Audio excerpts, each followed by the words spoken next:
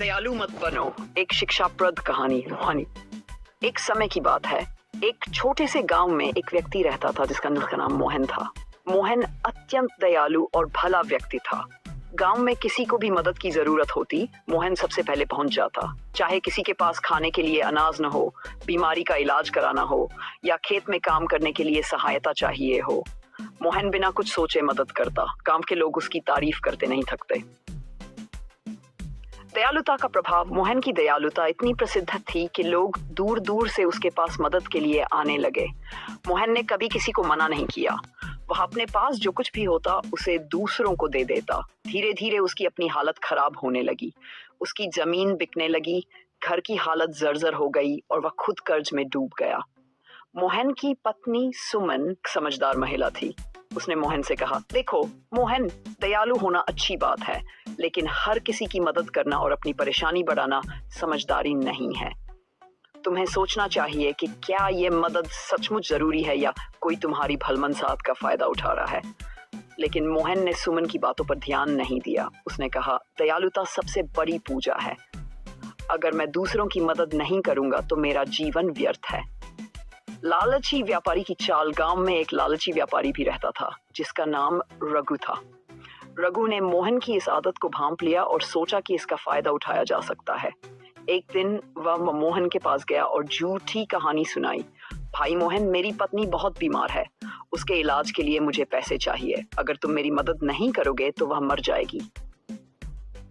मोहन ने बिना सोचे समझे अपनी बची हुई जमीन गिरवी रख दी और रघु को पैसे दे दिए। रघु ने वह पैसे लेकर व्यापार में लगा दिए और खूब मुनाफा कमाया, लेकिन उसने मोहन का कर्ज चुकाने के बारे में कभी नहीं सोचा।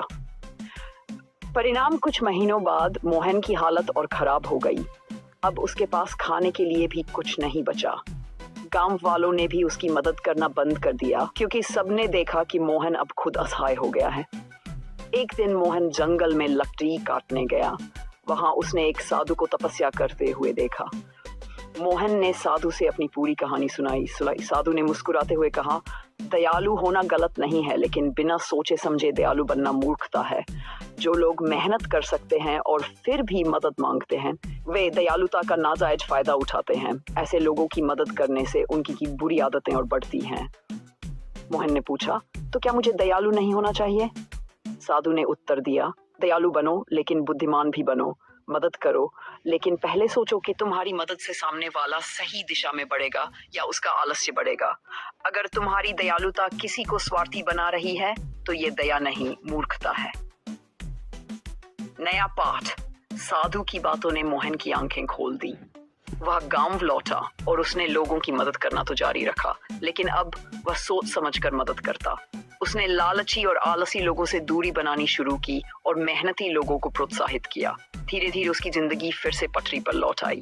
लोगों ने देखा कि अब मोहन पहले से भी ज्यादा समझदार और जिम्मेदार हो गया है। वह अब भी दयालु था, लेकिन अब उसकी दयालुता सही मायने में लोगों के लिए फायदेमंद साबित हो रही थी। इस कहानी से हमें यह सीख मिलती है कि दयालु होना अच्छी बात है, लेकिन अंधी दयालुता कभी भी हमारे लिए और दूसरों के लिए नुकसानदायक साबित हो सकती है। सही समय पर सही व्यक्ति की मदद करना ही सच्ची दया है। दयालु बनो, लेकिन बुद्धिमान भी बनो।